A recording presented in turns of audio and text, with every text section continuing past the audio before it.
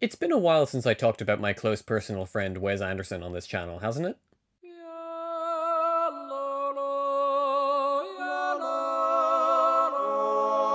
If you've been active online in the last 6 months, you've most likely come across some video where somebody uses AI to generate Wes Anderson's Star Wars, or Wes Anderson's Harry Potter, or Wes Anderson's Lord of the Rings, or something like that. I hate these videos with a passion. Even putting aside my own general misgivings about AI, these videos represent the reductive way that people talk about Wes Anderson's work, which really pisses me off as a fan of his. We all know the various hallmarks of his style, the symmetrical framing, the bright color palettes, the deadpan delivery from his actors, but to reduce his work to nothing more than an aesthetic or to imply that it's all style and no substance is to just not engage with it at all beyond the surface level. A while ago, I even saw a TikTok talking about how these videos must be driving him crazy because he spent years perfecting this style and now anyone can recreate it with a computer. And I felt a little bit of me die inside. Not because I agreed with anything that the TikTok was saying, but because it was just so unbelievably wrong that it ate away at me like a parasite. It haunted me. Because while AI may be able to superficially recognize what a Wes Anderson movie looks like, only the man himself can make you feel the way his movies do. Case in point, his most recent film, Asteroid City. Anderson's 2014 film The Grand Budapest Hotel opens with a woman reading a book before then flashing back to the author of said book arriving at the title establishment 17 years earlier and encountering the hotel's owner, who recounts an adventure of his that serves as the film's primary narrative. Asteroid City takes this Russian doll structure to the next level. We open with a 1950s television host telling us that what we're about to watch is a production of a fictional play entitled Asteroid City. From here, the film follows two narratives. One, presented in colour, is supposed to be the story of said fictional play. A widower arrives with his 4 children in a small desert town where an eclectic group of characters have come together for a junior stargazing convention. This event is disrupted by a brief visit from a real-life alien, prompting the military to close off the town until they can figure out how to deal with this. The second narrative, presented in black and white, chronicles the behind-the-scenes story of the play's production, in which we get a glimpse into the lives of the playwright and the director, and the actors from the colour sections star as the fictional actors playing these imaginary characters. Some have dismissed Asteroid City as an empty exercise in visual style, and this framing device as unnecessary, smug, and self-indulgent. No disrespect to these people, but they're wrong. I don't believe that any of Wes Anderson's movies are emotionally hollow, but Asteroid City in particular might be the most devastatingly poignant film he's made yet, in addition to his weirdest and most existential. When I first watched it, I loved it, but it took a second viewing for me to be able to put into words what I think it all means and why it affected me so deeply. This is a movie that requires multiple viewings to be able to unpack its many layers and small details, and that's what I'm going to try and do here. So let's take a look at Asteroid City. What's it about, the play? Infinity, and I don't know what else.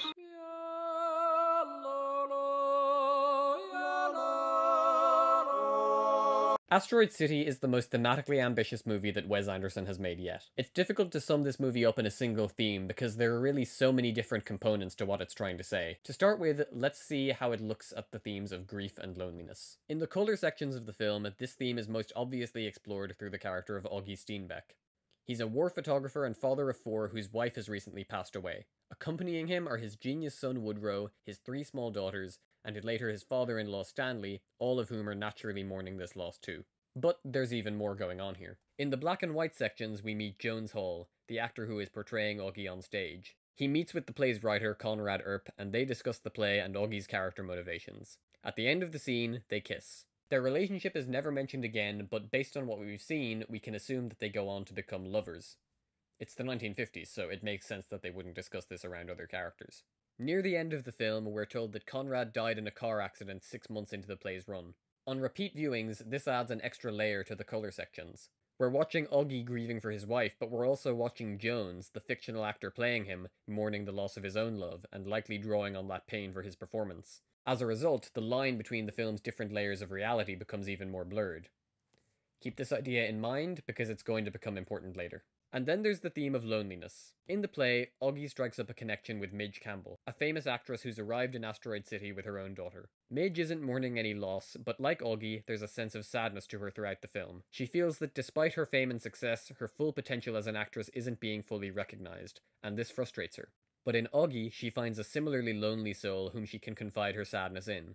Multiple scenes in the film show her and Augie talking to each other from their respective hotel rooms, discussing their fears and insecurities with such naked honesty that you'd think they've known each other their whole lives. But really, as Midge herself puts it, they're just two catastrophically wounded people united by their reluctance to share the depths of their pain with the rest of the world. During the movie, we also see Woodrow and his fellow junior Stargazer honorees engaging in odd, niche games that fit their shared nerdy interests. At one point, one of them says that she has no friends at school who would play games like this with her in a million years. Woodrow initially isolates himself from the others, perhaps out of habit, until he's invited to join them. One of these kids, Clifford, repeatedly asks the other characters to dare him to do something stupid or dangerous, then does it anyway, regardless of whether they agree to play along. When asked by his exasperated father why he does this, Clifford responds, "I don't know. Maybe it's because I'm afraid. Otherwise, nobody'll notice my existence in the universe." Just like that, this character who up to now has purely been a source of comedy becomes yet another example of this theme of loneliness in the film. And of course, all feelings of loneliness are naturally compounded by the arrival of a real-life alien, which makes humanity's general significance in the cosmos seem that much smaller.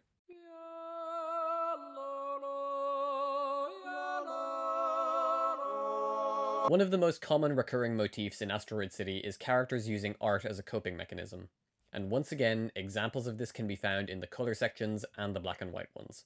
The characters in the play are naturally shaken by the appearance of a real-life alien whose intentions are unclear, so they cope in whatever ways they know best. Augie dedicates his time to developing his photographs, Midge enlists Augie to help her rehearse or reenact scenes from her films, the students in June's class draw pictures and sing songs about the alien in order to make it seem less scary. I absolutely don't think it's a coincidence that this is a script Anderson started working on at the height of the COVID-19 pandemic.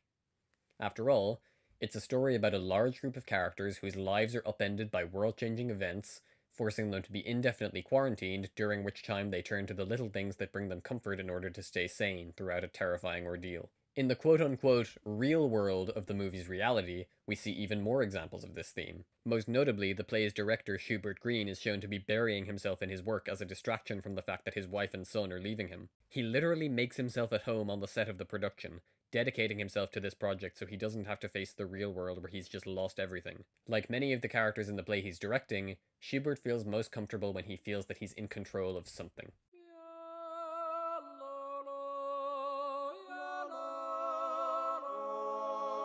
So at the beginning of this video, I talked about my disdain for those Wes Anderson AI parody videos and how I believe they can never truly replicate what makes his work so special. While promoting Asteroid City, Anderson said that he avoids watching these videos even when people send them to him. He also started working on this film long before those videos started to gain online traction, so this next point I'm about to make is almost certainly a coincidence. But I still think it's worth talking about.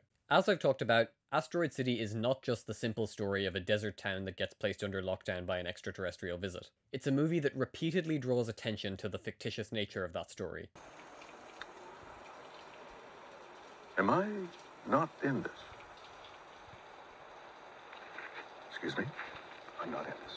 It extensively portrays the behind-the-scenes process of how it all comes together. We get an intimate glance into what Jones, Conrad, Schubert, and other characters are experiencing in the real world as they put together this play, and how the knowledge of that enriches the experience of watching the primary story.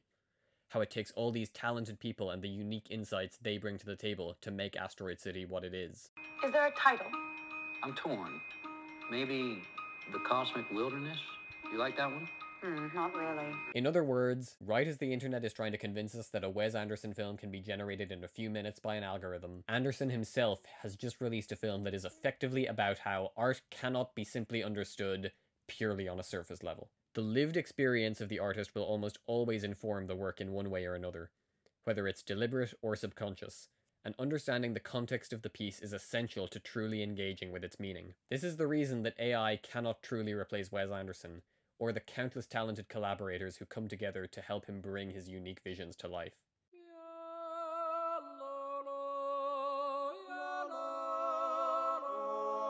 Why does Augie burn his hand on the quickie griddle? Why does the alien steal the asteroid and then return it? What is our place in the universe? Is there anything beyond this life? All of these questions, big and small, are at the heart of Asteroid City, and the film doesn't offer any clear or easy answers on the surface. Towards the end of Asteroid City, the actor portraying the alien in the play, himself played by Jeff Goldblum, cryptically says, I don't play him as an alien, actually. I play him as a metaphor. That's my interpretation. when asked what the metaphor represents, he simply says, I don't know yet. We don't pin it down. obviously I've just proposed that the alien is at least a partial metaphor for COVID and how it upended the world, but going even deeper than that, I think he represents fear of the unknown and of the unknowable. The characters all have to turn their focus towards their own little projects and hobbies because they need to take their minds off the terrifying questions raised by what they all saw. What are the alien's intentions? Is he a harbinger of humanity's doom? What does his existence say about our place in the universe? June in particular seems quite shaken by him, as a Catholic schoolteacher whose pre-prepared lesson plan on the solar system is rendered completely out of date by this close encounter. The characters are able to give their own interpretations of what this all means, but all of them ultimately know that the definite answers could be beyond their comprehension. And for those who are already working through their own feelings of loneliness and insignificance, this only worsens their existential crises. In the black and white portions of the film, fear of the unknowable is represented by the character of Jones. During his first meeting with Conrad, he inquires about a scene where Augie abruptly burns his hand on a grill, asking why he does this. When Conrad doesn't have a clear answer, Jones suggests that he was looking for a reason why his heart was beating so fast, an interpretation that satisfies Conrad, but not Jones. Jones can't handle the idea that not everything in the play has a definitive answer. He feels that he can't truly embody Augie's character unless he has a complete understanding of everything that he does, perhaps because he feels that this will give him a sense of control that he can't have in real life. This idea is also reflected within the play. Augie's daughters, too young to really process the loss of their mother, immerse themselves in elaborate make-believe games to exert imagined influence over a universe that is beyond their control. Early in the play's production, Conrad speaks to an acting class about a dream sequence he's trying to write. The scene takes a particularly strange and ethereal turn when they all begin to repeat the same phrase. You can't wake up if you don't fall asleep. You can't wake up if you don't fall asleep. You can't wake up if you don't fall asleep. You can't wake up if you don't fall asleep. You can't wake up if you don't fall asleep. You can't wake up if you don't fall asleep. It's certainly a memorable line, but what exactly does it mean? Near the end of the movie, Jones breaks character in frustration. Not content with his own interpretation of why Augie burns his hand on the grill, he says that he still doesn't understand the play, and leaves the set to try and seek guidance before his next scene comes. He approaches Schubert, asking if he's playing Augie right, and Schubert insists, Doesn't matter. Just keep telling the story. Still frustrated, Jones goes out to the balcony, where he encounters the actress who was supposed to play Augie's deceased wife in the dream sequence, which we learn was ultimately cut. They recite the dialogue in which Augie imagines his wife encouraging him to persevere in her absence, and this seems to rejuvenate Jones's own sense of purpose, allowing him to go back on stage and keep telling the story, like Schubert asked him to. This is pretty much the emotional climax of Augie's story. So why does Anderson choose to present it like this, as a deleted scene being recited by two actors? I believe it's because the things that Augie needs to hear from his wife are also the things that Jones needs to hear in this moment. Perhaps Conrad's death was what sparked this renewed existential crisis within him. He's once again hung up on what motivates Augie because he needs to understand what Conrad was trying to say, and in the process, perhaps achieve some closure with him. Since the dream sequence was cut for time, Augie likely hasn't performed it since rehearsals, and certainly not since Conrad's death. But in reciting the dialogue with the actress, he comes to realize that this scene is actually essential to one of the core messages of the play. That life, like the events of the play, is confusing and scary and unpredictable. Things may happen that seem strange or illogical, but you can't let that keep you from persevering. You may not always understand the play, but what's important is that you keep telling the story. You can't appreciate your life if you don't stop obsessively worrying about finding answers to things that you may never truly know, and just surrender yourself to the chaos of living. You can't wake up if you don't fall asleep. If we stick to the interpretation that Jones and Conrad were lovers, then this scene is as much Conrad talking to Jones from beyond the grave as it is Augie's wife talking to him. It's something that both character and actor need to hear from the loved one that's been taken from them so soon. And in a way, it's what we, the audience, need to hear from Anderson as well. British playwright Tom Stoppard once said that watching people give interpretations of his work is a bit like watching airport customs go through his luggage and finding a kilo of heroin and 50 gold watches underneath the first layer of neatly folded shirts. He has no memory of packing those things, but he can't deny that they're there. I'm no mind reader, and I can't say for sure that all of this was going through Wes Anderson's head when he was writing the script for Asteroid City. But even if he doesn't remember packing these themes, I'm sure he wouldn't deny that they're there.